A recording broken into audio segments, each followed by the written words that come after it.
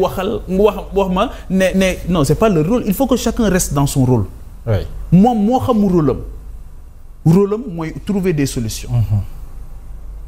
Gouverner, c'est trouver des solutions. C'est ça. Alors Pape, et il n'arrive pas à trouver des solutions. Depuis le début de cette émission, on ne parle que les jafe-jafe, les difficultés que les Sénégalais rencontrent. Et à la place, on voulait véritablement avoir quand même des solutions venant de ces gens-là. Mais solution bi ñu njëkk a gàll ci sunu teg sunu loxo bokk na ci un terrain meeting. Est-ce que ça devrait se passer ainsi? Non. Sincèrement man jàpp maa ngi njort ne dina ci génn nag balaa la wit. waaw parce que ni Sénégalais yi accueillir, parce que maa ngi gis ñu bëri ñu ne woy dinañ fa dajale 2 millions de personnes, nañ fa dajale 1 million de personnes. loolu du ndam en fait ci kuñ dénk nguur. buñ la dénkee nguur problème bi li nga war a yittewoo mooy nan ngay def ba régler problème. Et surtout le contexte. Hitler li mu daan dajale ci kanamam kenn xamul ni mu toll. maa ngi renvoyé gone yi nekk ci internet bi ci archive yi. Hitler li mu daan dajale ci kanamam kenn xamul ni mu toll. dajale mbooloo du ndam. moo tax maa ngi nuyu Abdou Nguer d'ailleurs di ñaan suñu borom. féexal ko ñu génn foofu nekk ak Badara Gadio xam naa nañ ci dem soit sur les libertés. C'est ça. bi ñuy coow ci Dakar Arena Abdou Nguer dafa leen waxoon ne leen Vaïdé yi bi mu fi ñëwee 2 millions de personnes. wallaay dëgg la de. Cheikhou Charifou n'en parlons pas. Donc il faut mbooloo il faut que ñu démystifier loolu. Afrique il faut que ñu génn ci loolu. ki ñu fal ndamam dëgg mooy est-ce que indi nga solution.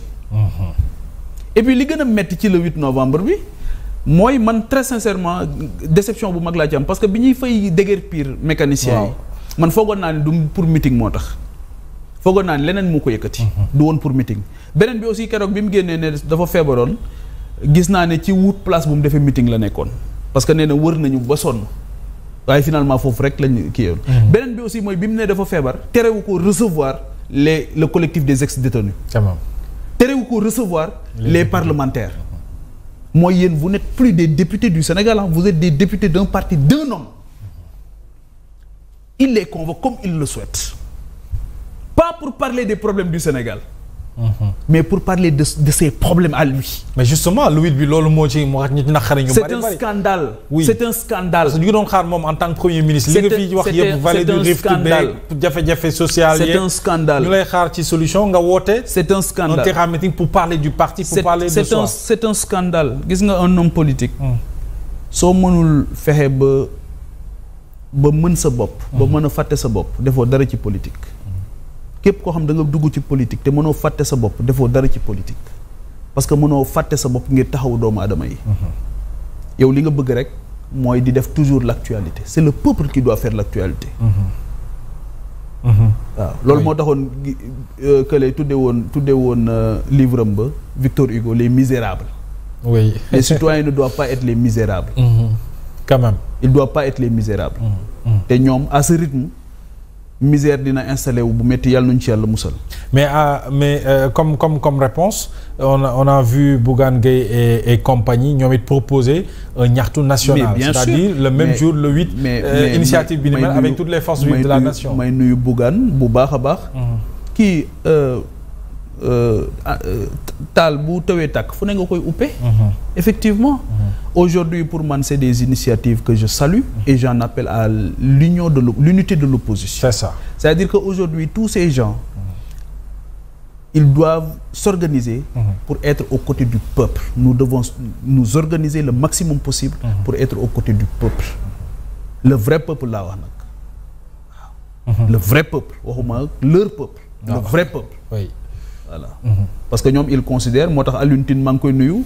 dañ ne bëreet rek du haut de son expérience mu ne l'état pastéfien est en train de se mettre en place. Il avait bien vu. Il avait compris. Il avait bien compris. tey jii bari na ñoo xamante ni seen ñàkk boo bëggee marché sax dañuy xool yow fan nga bokkoon démb. nan nga taxawee woon. ci bi ñuy taal pneu yi. lan nga waxoon.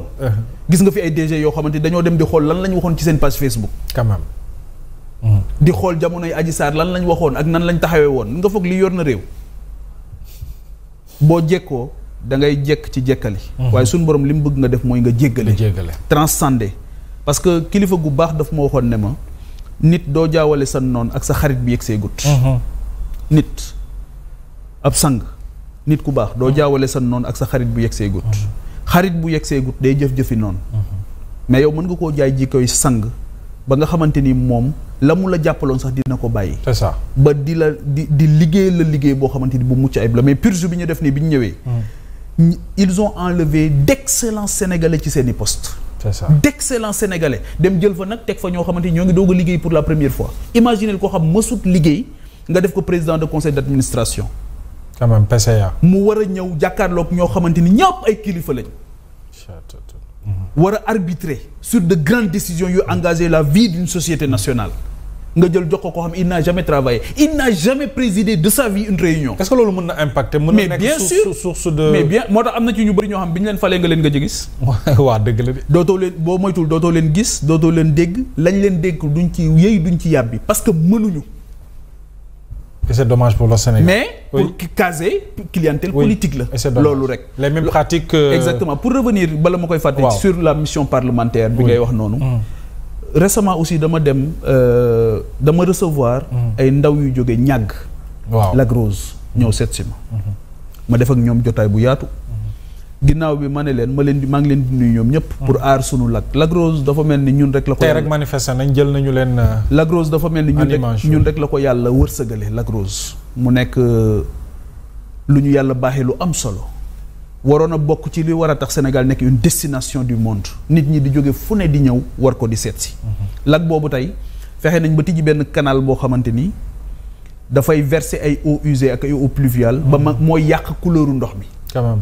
mooy yàq couleuru ndox mi te loolu yëpp dafay wane suñu cuune ak suñu ñàkk am gis-gis ci nan la ñu war a jaayee suñu réew ba nga xamante nit ñi dinañ am yéene ñëw fi sur le plan touristique lac boobu Lac Rose bi tamit am benn village artisanal bu fa nekk boo xamante ni dafa bari ay sénégalais yoo xamante ni fa la ñuy wutee lu leew lu ñu dundee ñu négliger leen aussi le secteur privé local bi fa nekkoon di yëngu ci wàllu tourisme ñu xëy rek indil leen fa benn projet ak ndaw ñi fa nekk indil leen fa benn projet boo porté par une multinationale égyptienne.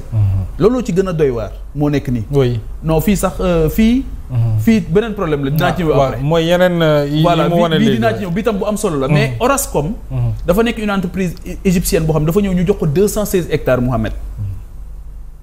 mais li gën a yéeme c'est pas le projet en soi mais li gën a yéeme c'est l'absence de concertation avec les populations autochtones. C'est ça. Et à ce rythme effectivement bi ma demee am na ku ci attirer sama attention. à ce rythme moo nekk nii.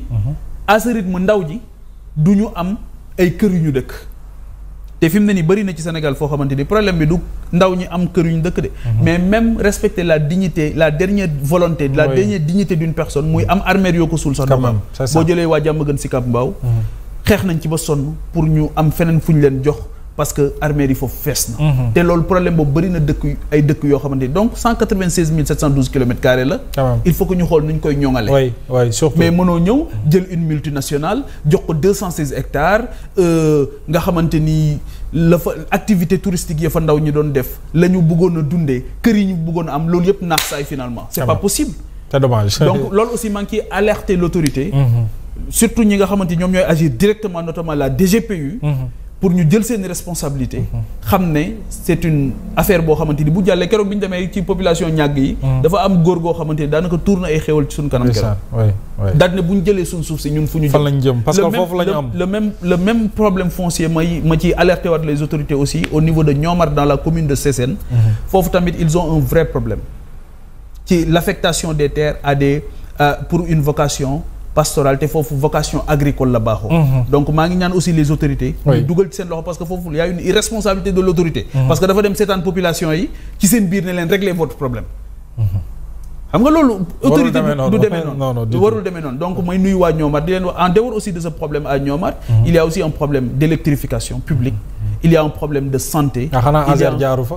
Azer moo tax nee naa leen gone gi ngeen di wooye Lamp Fall ba leen ko de.